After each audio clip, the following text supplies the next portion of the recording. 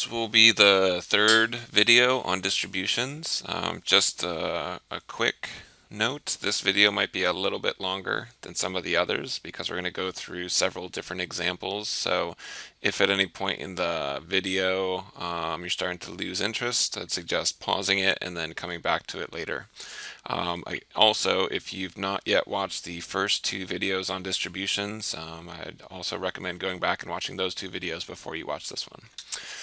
So in the previous video, we talked about probability distributions. They're describing our data, and we can use this to gain some type of understanding about the likelihood of some type of event occurring in the future based on data that we have collected. A couple important rules that we need to remember.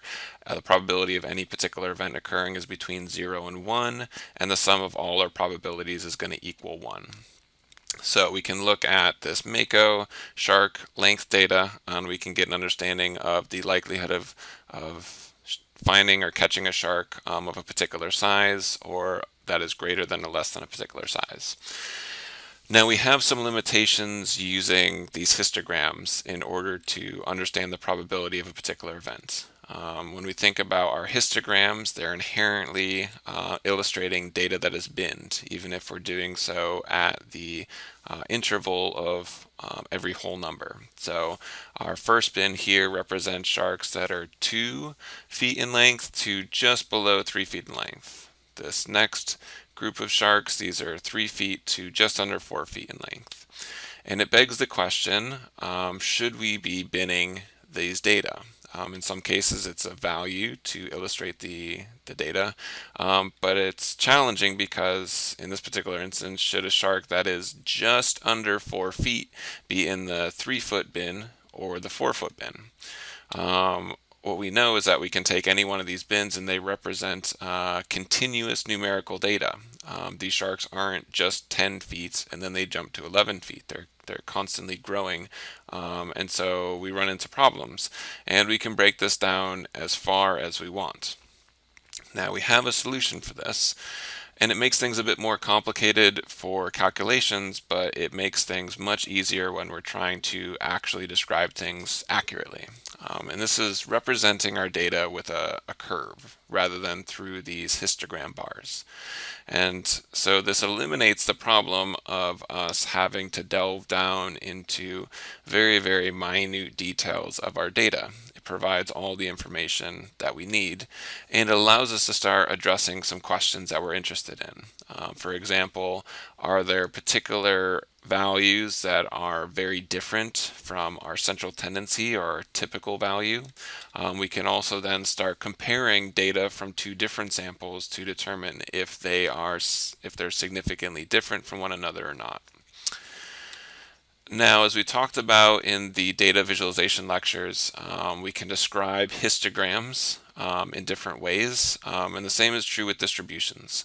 And one of the special distributions that we have is that which is bell-shaped. These are the symmetric unimodal distributions that oftentimes are a prerequisite or an assumption for many of the statistical tests that we're going to talk about in this particular class.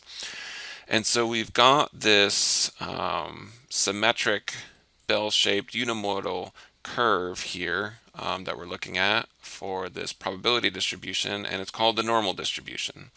And oftentimes we make the assumption, or we require the assumption to be met, that our data is normally distributed. This will be something that will be repeatedly discussed throughout the course. The reason for this is that this normal distribution is usually a pretty good approximation of data in nature, in that we tend to get this clustering of observations around the mean, and then as we move away from the mean, there tend to be fewer and fewer observations. And normal distributions are defined by two different parameters, or statistics, the mean and the standard deviation. So we can look at three different curves here, the ones in black, green, and blue, and each of these has either a different mean from the other or a different variance or standard deviation. And so we can define these based on their means and their standard deviations, and the standard deviation again is based on the variance. So the mean is going to tell us where the data falls along the x-axis, similar to our histograms in that our distributions can move to the left or to the right. The mean of our values is going to determine where they fall along that x-axis. So here we've got this black distribution and its mean equals 100. We can compare this to the green distribution in which the mean is larger, and in turn it's shifted to the right on our x-axis. Now the standard deviation is going to tell us how wide and how peaked or how tall the distribution is. And so both the black and the green distributions have the same variance, the same standard deviations, assuming the sample sizes are the same. And we notice that the blue distribution is a bit wider. Reason for this is that the variance and the standard deviation are larger. And as we've talked about previously, as we increase variability in our data, it tends to be more spread out and there tends to be fewer observations for any one particular event. So something important that you'll want to learn and make sure that you understand is how to describe our distributions based on means and standard deviations.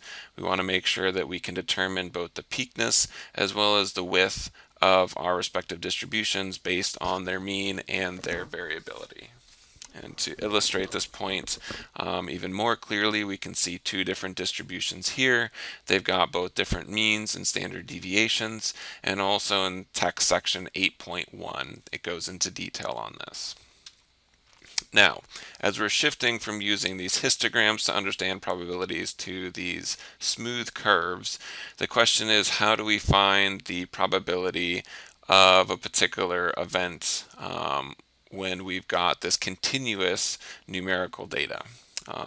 One potential solution is to use calculus, but some of you may not want to delve into that part of your brain. And so in this particular course, we're going to use different statistical tables in collaboration with standardizing our data in order to determine the area under the curve, which is indicative of the probability of a particular event occurring. And the reason we can do this is that mathematicians have already calculated the area under a variety of different distribution curves. We just simply need to define the curve and then provide the information such that we can compare it to statistical tables, which we're going to start talking about in this lecture. So the first normal distribution that we're talking about is the standard normal distribution. It's called the z-curve. It's defined by the mean equaling 0 and the standard deviation equal 1. So all of our standard normal distributions, they have these particular characteristics. And this is why we consider this to be a standard normal distribution. The mean and the standard deviation are always the same. Now our data is unlikely to always be the same, but we can use the formula below here, z equals x minus mu over sigma, to actually standardize our data to fit this particular curve. Now notice that we are standardizing this to representative population parameters. So we need to know population parameters in which to use this. At this point in time, this information is going to be given to you, but as we move forward in our respective course topics, one of the key factors that you're going to need to know is when to use this particular distribution versus another distribution, similar to when to use the mean versus the median, or when to use a pie chart versus a bar chart. So let's see how this works. Let's say that we're interested in the probability of our data being greater than 60.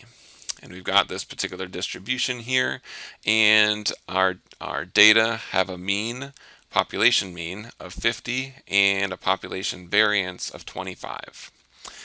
Now we can standardize our data using our new z formula.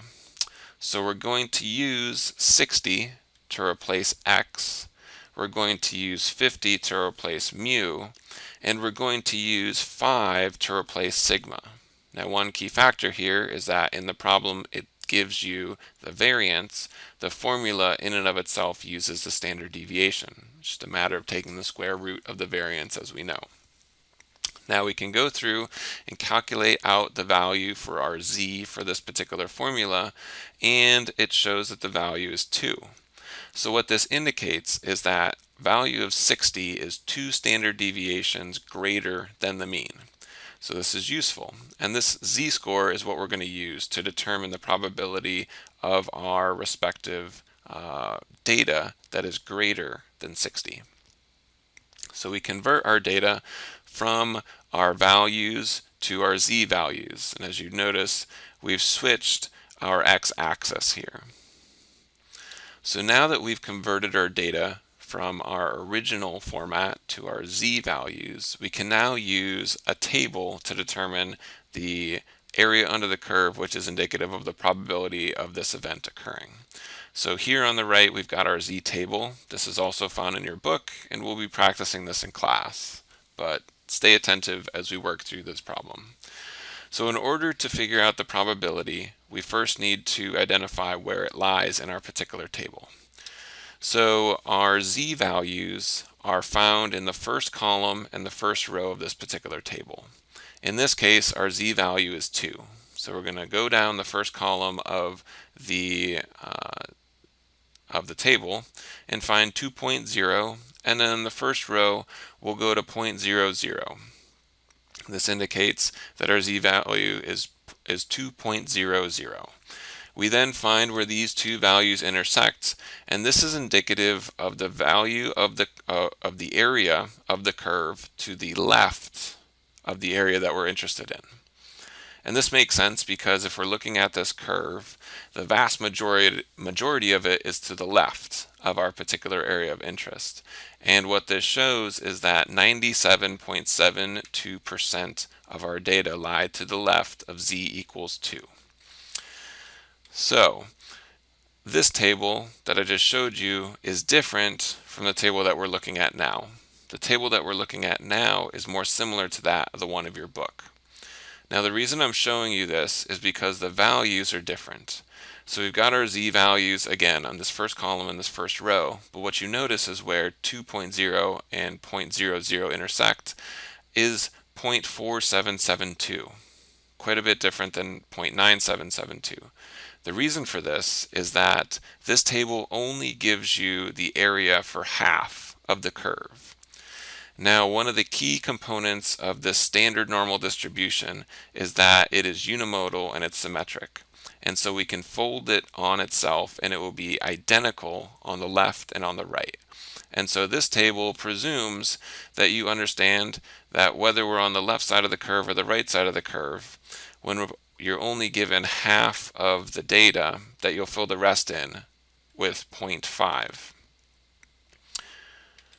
So in order to accommodate for this, what we notice is that we need to add 0.5 to this value for this particular table in order to get the total area of the curve to the left of z equals 2. Now, let's get back to the original problem. So what we're interested in are the values that are greater than 60. So we found what the area is that is less than 60. Now we can just use basic probability here, and this in turn leads to us using the proportion of data in which z is greater than 2. So we can use our basic subtraction rule here, in which the probability of one event is 1 minus the probability of that event not occurring. So if we're interested in the likelihood of our value of x being greater than 60, it's 1 minus the value of x being less than 60. And in turn, the 1 minus the value of z being less than 2. So we can take the numbers that we have here and we can actually find the area under the curve. Now we're moving quickly through this and we're going to go through a couple examples, and we'll also go through this in class.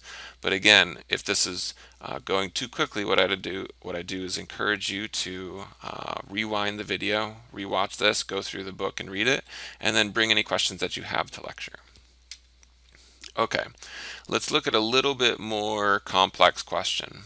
Not too difficult, but a little bit more challenging. Let's say that we're interested in the probability that our data fall between 40 and 45. So we need to find the area under the curve between 40 and 45 of our respective data set. Now our mean and our variance and standard deviation are the same as the previous problem. Mean of 50, standard deviation of 5, variance of 25. We're going to use the same method here, we're going to standardize our data to the z-scores. However, we need to standardize two different values rather than one in this particular case, because we're interested in a value between two particular integrals. So we can go through and we can standardize our respective data for 40 and 45. And we can get our z-values. Now note, these are negative values. Now this shouldn't alarm you because, as I mentioned, the standard normal distribution, it's completely symmetrical. And so we can fold the distribution curve in half, and the right side of the curve will be the exact same as the left side of the curve. And so the negative side of the curve will be the exact same as the positive side of the curve. So when we look at the z-table, there are no negative numbers here. But what we can do is we understand that the negative numbers are the same as the positive numbers. So we can go through and use this z-table regardless of whether our z-values are positive or negative. One of the keys is that we just need to keep track of what side of the curve we're interested in here. So we have our first z-value of -2, which is equivalent to a z-value of 2. So we find the 2.0 in the first column and the 0.00 of the next column. We find where they intersect, and we get that our p, our probability that z is going to be greater than -2 is 0.9772. It's the value to the right of our curve in this particular situation because we're in the negative side of the distribution. We can then go through in the same light that we did in the previous problem and find what the probability is that the data is less than -2, or to the left of that particular value, and it's 0.0228, 1 minus the probability that z is greater than -2. We can then determine what the area is of this section to the left. We're not interested in that for the specific question, but it's going to be a value to us when we're moving forward. Next step is determine the probability of z being greater than -1. This will be the area under the curve to the right of -1. So similarly to the previous value, we go to z and we find the 1.0 in the first column and then 0.00 in the first row. We see where these intersect, and we find that that area, or that value, is 0.8413. So we know that the area to the right of the red shaded section is 0.8413, or 84.13% of our data. We then are interested in the value of that red section. We know that the probability, or the area to the left of -1 is 1 minus 0.8413. So it's 0.1587. We can then do some basic mathematics here, and we can then determine what the value is of that red shaded area, 13.59%. So the probability that our data fall between 40 and 45 is 13.6%. Now, let's look at a little bit more detailed word problem here that's a bit more realistic for what you'll be doing in your career, as well as some of the questions that you'll see in this particular course. So let's say that we're interested in sea turtle feeding behavior, and we're going to compare captive sea turtles in Moody Gardens to that in the Gulf of Mexico. We know that the sea turtles in Moody Gardens are fed between 5 to 10 kilograms of food per week. This is represented in the blue section of our distribution here. And we know that in the Gulf of Mexico, they're eating somewhere in the neighborhood of 20 kilograms per week with a standard deviation of 5.2. So it seems like they're eating more, but we can't just discern this based on the numbers. We need to use statistics in order to determine if there is some type of difference here. So our question here at the bottom is, are Moody Gardens turtles eating significantly less than Gulf of Mexico turtles? And we're going to use the information that's provided in the word problem in which to test this particular question. So one of the keys when we're moving forward in this class is to be able to discern the key information from the respective word problem, and then to set that up for your success using the appropriate statistical tests. So what we know here is that we're interested in the probability that X, the event that we're interested in, how much food these turtles are eating in Moody Gardens, falls between 5 and 10 kilograms. And we know that the population, because These sea turtles are coming from the Gulf of Mexico. The mean is 20 and the standard deviation is 5.2. In this particular example, rather than the variance being provided, the standard deviation is provided, so slightly easier. So if we're using the standard normal distribution, our first step is going to be to standardize our values to z-values. So we're going to fill in our respective formulas, x being 5 and 10, mu being 20, and sigma being 5.2. We can then go through and calculate these values. Again, these are negative numbers, but please don't let them scare you because we're equivalent on the left side and the right side of the curve. Similar to the previous two problems, we go to our z-table that we can find in the lectures or in our book, and we can then find what the area is under the curve, which is indicative of the probability of those particular values being selected. So, our values are not simple whole numbers at this point. We have some decimal values, which is good practice. So, first, for our z-value of negative 2.88, we're interested in the probability that our values are going to be greater than negative 2.88. So we find 2.8 on this first column of the z-table, and then we find 0.08 on the first row of this particular table, and then we find where they intersect, 0.9980, nearly the entire proportion of the curve. So we know that from negative 2.88 to the right incorporates 0.9980 of the curve, 99.8% of the curve. So on the left side of the curve, the area is 0.002 or 0.2%. Okay, great. Next we can move on to our next z-value, negative 1.92. Similarly, we're going to find 1.92 in the respective z-table and find where the 1.9 and the 0.02 interact. 0.9726. So we know that the area to the right of negative 1.92 is 97.26%. So when we find the area under the curve that's shaded in red, that area of interest, we find that it is 0.0254. So the probability of Gulf of Mexico turtles eating between 5 and 10 kilograms of food per week is only 2.54%. So it's a very, very low likelihood. So it suggests that there is some type of difference between the turtles at Moody Gardens and the turtles in the Gulf of Mexico in general, because the probability that this occurs in nature is less than 3%. Now, we can use these probabilities to gain an understanding of differences between populations and samples. And that's going to be the goal for us in using the standard normal distribution. Now, how do we determine what indicates a significant difference or not? Well, it depends on the field of study, but in marine biology, we typically have a threshold of 5%. Meaning that if the probability that some type of event is going to occur by chance less than 5% of the times, then this is a significant event, that there is some type of effect that is happening and we need to pay attention to it. In this particular case, because our probability is less than 5%, we would indicate that the Moody Gardens turtles are eating significantly less than Gulf of Mexico turtles. Now, there's a variety of reasons for this. It could be that the Moody Gardens turtles are not traveling as far. Maybe the food value is higher, or maybe there's not as many predators in which the turtles need to be attentive to. Regardless of what the answer is, we know that there's some type of difference going on between Moody Gardens and the greater population in the Gulf of Mexico.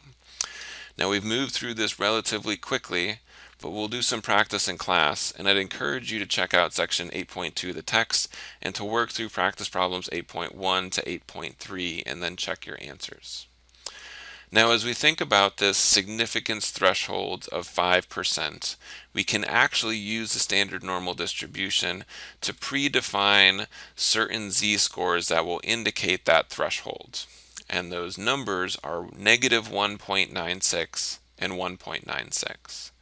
We'll know that if our values fall between them, that there won't be any kind of significant difference occurring because it will fall within the 95% of our data that is close to the central value or close to the mean. What we need to pay attention to is when our z-values fall either below negative 1.96 or above 1.96. These will indicate that there's some type of significant effect going on. And so our thresholds for our standard normal distribution are going to be these particular values. And the graph here illustrates this. When we're interested in that 5% that is different from the normal value or the typical value, we're falling nearly 2 standard deviations away from the mean. Again, that z-value is indicating how many standard deviations we are from the mean. In our particular case, that threshold value is 1.96. If we move to 2, it becomes 95.45% of our data. So just slightly exceeding that threshold that we're interested in. Check out figure 8.3 in the text. It'll provide some more insight, and we'll talk more about this in class. The next video is going to focus on new sampling distributions beyond the standard normal distribution.